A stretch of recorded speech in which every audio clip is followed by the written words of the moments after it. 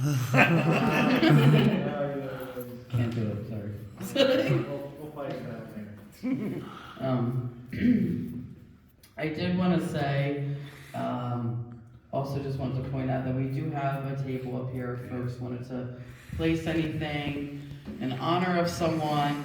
If you have something with you that kind of reminds you of somebody or people, right, that after hearing what we've been talking about, if you want to place it up there, that's what this table here is for. It's like a little altar there.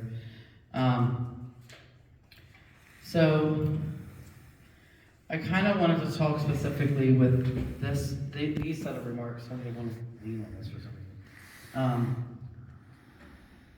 August of this year, I lost my mom.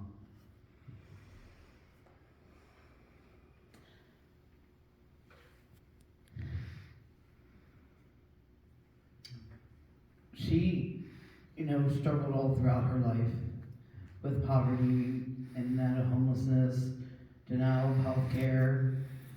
She struggled really hard to raise us kids. There was a time where she was a single mom, and we lived with my grandmother, which was her mom for a while.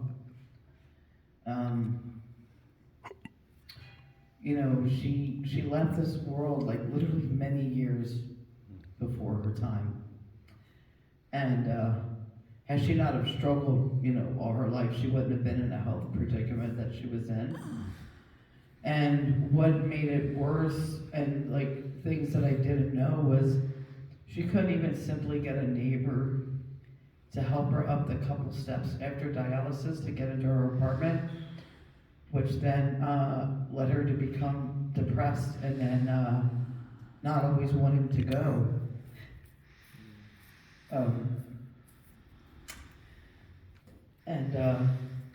The interesting thing about my mom is, I hear this term like unconditional love, like what it would mean to like love people unconditionally. And I can't say that I've met many people in my life that like really like fit that description, at least of what I understand it to be. But surprisingly enough, my mom was one of those people. And that really shined through during her memorial with what everyone shared that day. And when I do this work, I do this in like honor of her, of my grandmother, which was her mother, because I want to create a world for the amount of time that I have left. I want to do whatever I can possibly do to help create a world where people won't suffer.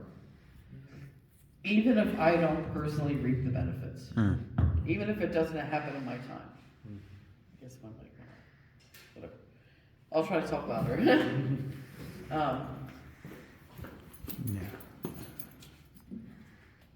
Testing. Oh, I don't know this. I don't know what happened. It's okay. I'll talk loud. You can do it.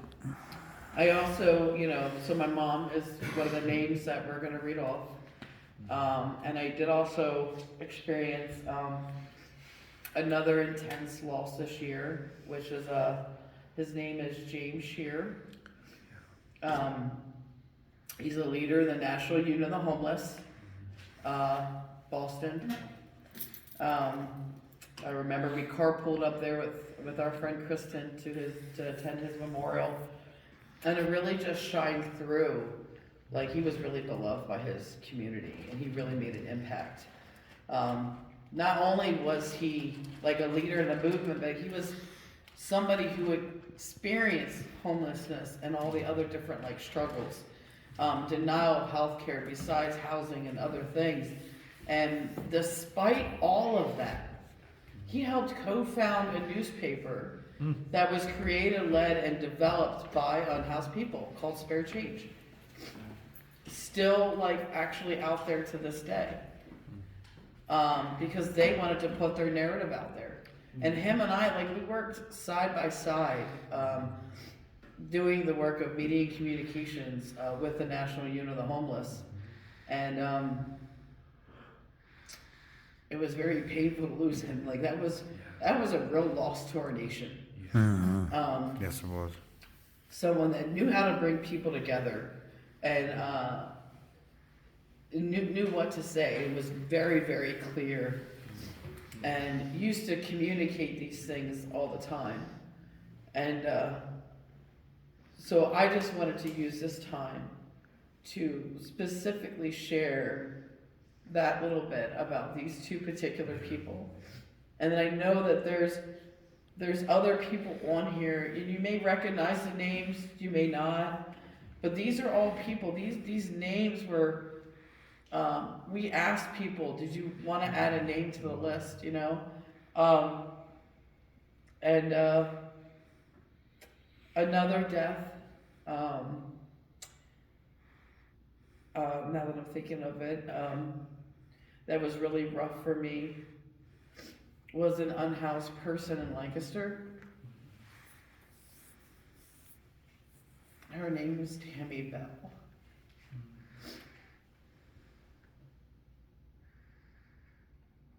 I was there when she died.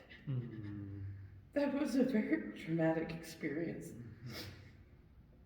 And I did whatever I could to help her, but unfortunately, we weren't successful.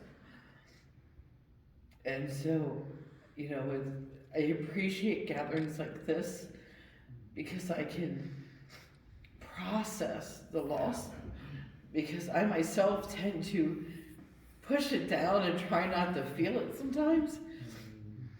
I just want to like move forward.